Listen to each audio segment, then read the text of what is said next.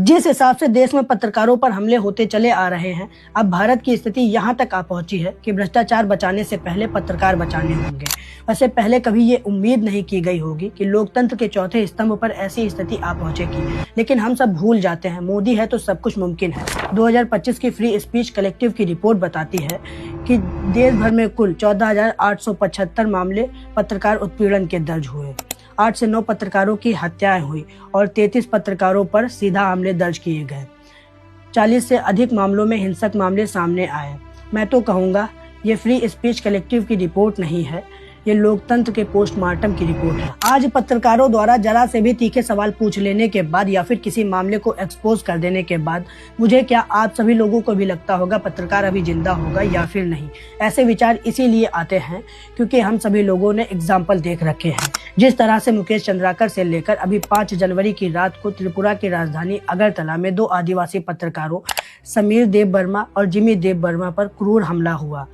ये बातें बताती हैं कि पत्रकार और फ्री स्पीच कितनी असुरक्षित हो चुकी है देश में।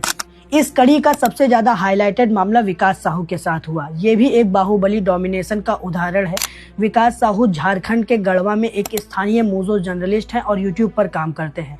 एक जिम्मेदार नागरिक होने के तौर पर उन्होंने एक छुटपुटिया नेता विकास माली, जो अपने आप को एक बाहुबली और बहुत बड़ा समाज सेवी बताता है, विकास साहू ने उसका कन्या विवाह विकास योजना के नाम पर ठग और फ्रॉड का मलाला एक्सपोज किया। इसके बाद जब विकास माली को लगा कि ये तो मेरा भांडा फोड़ रहा है, तब विकास माली ने विकास साहू को लालच देकर बुलाया और विकास साहू को 8 से 10 लोगों से लाठियों से पिटवाया, कपड़े फाड़े, मुंह और पैरों से खून बहने लगा।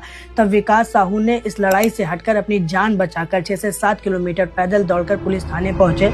ये मामला इतना हाईलाइटेड होने के बाद भी पुलिस इतनी बेबस है कि विकास साहू की कोई मदद नहीं कर पा रही है, क्योंकि विकास माली ने थाने के ऊपर डोमिनेंस बना रखा है। भला तो ये हुआ कि विकास साहू का मामला इतना हाईलाइटेड हो गया, वरना डोमिनेंस के चलते केस आज विकास माली पर नहीं विकास साहू पर होता, क्योंकि सच बोलने वालों पर पुलिस केस और उनके मर्डर के चांसेस बढ़ जाते हैं। ये उदाहरण साफ दिखाते हैं कि भारत में सवाल पूछना अपराध है। जरा से तीखे सवालों पर या फिर एक्सपोजर पर पत्रकारों की जान खतरे में आ जाती है। पुलिस के स्थानीय बाहुबलियों के साथ सीधे उठक बैठक से पत्रकारों के सीधा टकराव की क्षमता खत्म होती चली जा रही है, जिससे लोकतंत्र में प्रेस फ्रीडम की बुनियादी बातचीत भी खत्म है। आज समाज में होने वाले दमन के विरुद्ध बोलने वाले लोगों की हालत खराब है।